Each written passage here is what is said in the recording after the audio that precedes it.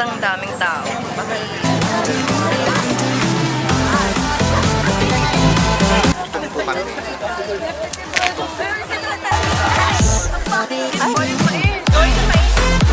Environmental fee. Ang payment sa baka doon na mismo.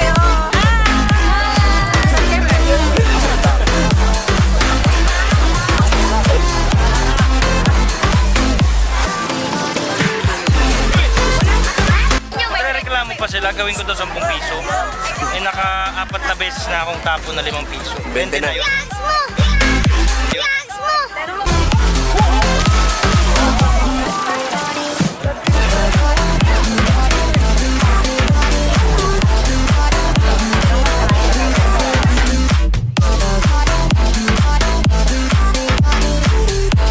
After ilang oras tayo naghintay? 3 hours. Ay, apat. Finally, makakasakay na rin kami ng, ano yung tawag dyan? Yun, yung tawag dyan. Ship. Ano, tupa. May mga Brazilian ladies yan. Brazilian goat. Meron din ba dyan? Ano ba yung Brazilian? Ano?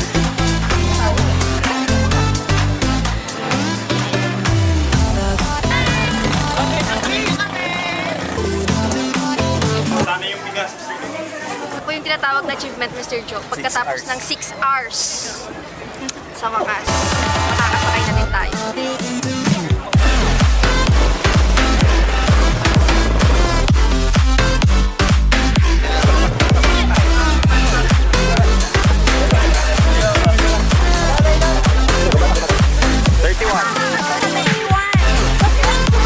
Hanggang saan yung 31 dyan?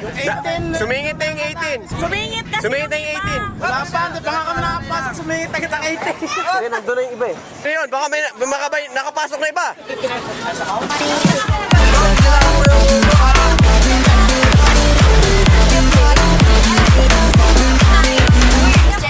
Si Cherry, boy ka ba Cherry? Walang mababa. Girls, sino pa wala?